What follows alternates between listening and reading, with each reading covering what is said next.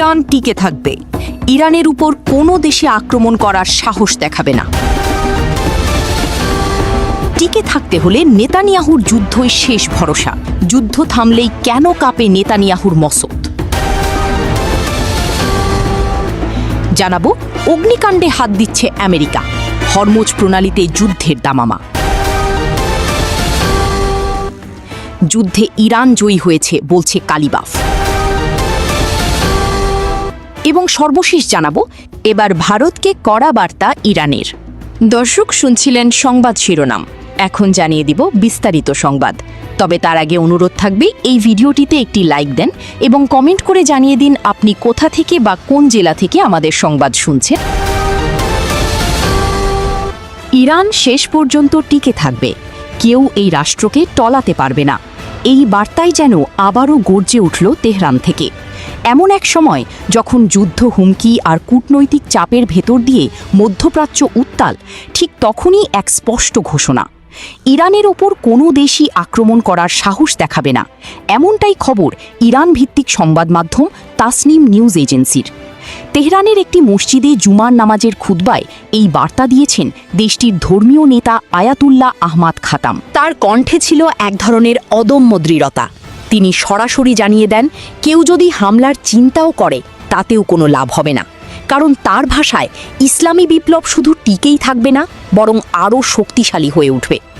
এই বক্তব্য কি শুধুই ধর্মীয় ভাষণ, নাকি এটি একটি কৌশলগত বার্তা?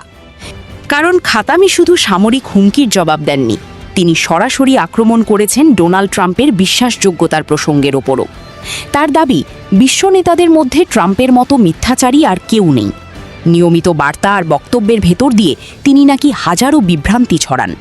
তাই ইরানের দৃষ্টিতে আলোচনার টেবিলেও বিশ্বাসের জায়গা নেই, বিশেষ করে ওয়াশিংটনের ক্ষেত্রে। খাতামি আরও এক ধাপ এগিয়ে স্মরণ করিয়ে দেন ইরানের সাবেক সর্বোচ্চ ধর্মীয় নেতা আয়াতুল্লাহ আলী খামেনির সতর্কবার্তা, শত্রুর হাসিকেও বিশ্বাস করা উচিত নয়। এই বক্তব্য শুধু আবেগ নয়, বরং ইরানের দীর্ঘ কূটনৈতিক অভিজ্ঞতার প্রতিফলন বলেই মনে করছেন বিশ্লেষকেরা। এদিকে পাকিস্তানের ইসলামাবাদে অনুষ্ঠিত সাম্প্রতিক আলোচনা নিয়েও স্পষ্ট অবস্থান নিয়েছে তেহরান। খাতাম ভাষায় যুক্তরাষ্ট্র যখন অতিরিক্ত দাবি তোলে, তখনই ইরানি প্রতিনিধিরা টেবিল ছেড়ে উঠে আসে। তার মতে ওয়াশিংটন যুদ্ধক্ষেত্রে যা অর্জন করতে পারেনি তা আলোচনায় আদায় করতে চাইছে। কিন্তু ইরান কি সেই ফাঁদে পা দেবে? ইঙ্গিত বলছে না, কারণ খাতামি পরিষ্কার জানিয়ে দিয়েছেন কোনো অপমানজনক শর্তে আলোচনা ইরানের জনগণ মেনে নেবে না। টিকে থাকতে হলে নেতানিয়াহুর যুদ্ধই শেষ ভরসা। যুদ্ধ থামলেই কেন কাঁপে নেতানিয়াহুর মসনদ? কিছু হাঙর থেমে গেলেই বাঁচে না, বেঁচে থাকতে হলে তাদের চলতেই হয়। ইসরায়েলের প্রধানমন্ত্রী বেনিয়ামিন নেতানিয়াহুকে সেই হাঙরের সাথে তুলনা করছেন বিশ্লেষকরা, যেন যুদ্ধ থেমে গেলেই শুরু হয় তার রাজনীতির শ্বাসকষ্ট। মধ্যপ্রাচ্যের গরম বাতাস, ধোঁয়ায় ধূসর আকাশ, সাইরেনের শব্দ, ধ্বংসস্তূপে ভাঙা গাছের খচমচ আওয়াজ, এই অস্থিরতার ভেতরেই যেন তিনি খুঁজে নেন নিজের রাজনৈতিক জায়গা। কারণ যুদ্ধ তার জন্য শুধু সীমান্তের লড়াই নয়, টিকে থাকারও লড়াই। সাম্প্রতিক সময়ে একাধিক ফ্রন্টে তৈরি হয়েছে উত্তেজনা। ইরানের সঙ্গে সরাসরি সংঘাত, লেবাননের হিজবুল্লাহ সীমান্তের টানটান পরিস্থিতি, গাজা স্ট্রিপে চলমান যুদ্ধ, এমনকি সিরিয়াতেও মাঝে মাঝে হামলার ঘটনা। সব মিলে একাধিক দিকেই চাপা আগুন জ্বলছে। সমালোচক অভিযোগ, এসব উত্তেজনাকে রাজনৈতিকভাবে কাজে লাগানোর চেষ্টা করেছেন নেতানিয়াহু। বিশেষ করে ইউনাইটেড স্টেটস ও ইরানের মধ্যে সাময়িক যুদ্ধবিরতি হলে তার অস্বস্তি আরও স্পষ্ট হয়ে ওঠে। কারণ যুদ্ধ থামা মানে তার সামনে নতুন সংকটের দরজা খোলা। সে বিপদ শুধু নির্বাচনের নয়, আদালতেরও। নেতানিয়াহুর বিরুদ্ধে বিশ্বাসভঙ্গ, জালিয়াতি ও ঘুষের 3টি মামলা চলছে। ইসরায়েলের ইতিহাসে ক্ষমতায় থাকা অবস্থায় এমন বিচারের মুখে পড়া প্রথম প্রধানমন্ত্রী তিনি। দোষী হলে ঝুঁকিও আছে কারাদণ্ডের। তাই বিশ্লেষকরা মনে করেন যুদ্ধ তার জন্য এ ধরনের ঢাল। যখন চারিদিকে নিরাপত্তার সংকট বাড়ে, তখন আদালতের গতিশীল হয়, শুনানি পেছায় ও সময় তার পক্ষে করতে শুরু করে কাজ। এখানেই শেষ নয়, সামনে ইসরায়েলের নির্বাচন। জরিপ করে ইঙ্গিত দিচ্ছে তার অবস্থান খুব শক্ত নয়।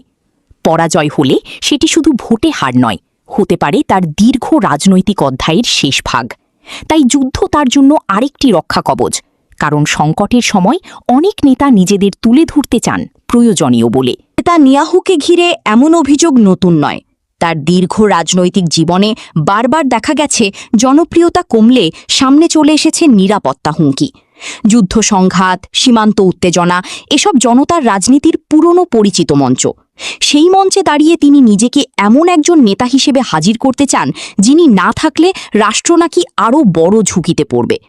কিন্তু এবার হিসেবটা পুরো মিলেনি।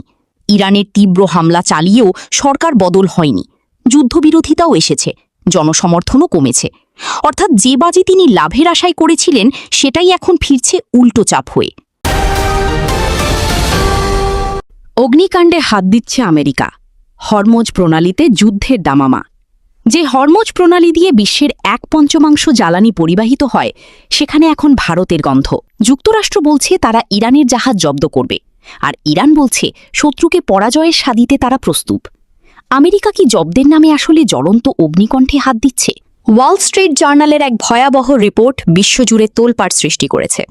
আন্তর্জাতিক জলসীমা, ইরানের তেলবাহী ট্যাঙ্কার ও বাণিজ্যিক জাহাজগুলোতে তল্লাশি চালানো এবং সেগুলো জব্দ করার প্রস্তুতি নিচ্ছে মার্কিন বাহিনী।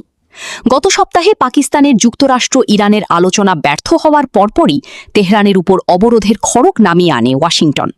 কিন্তু তেহরান কি দাদাগিরি মুখ বুঝে মেনে নেবে? জবাব আসতে দেরি হয়নি।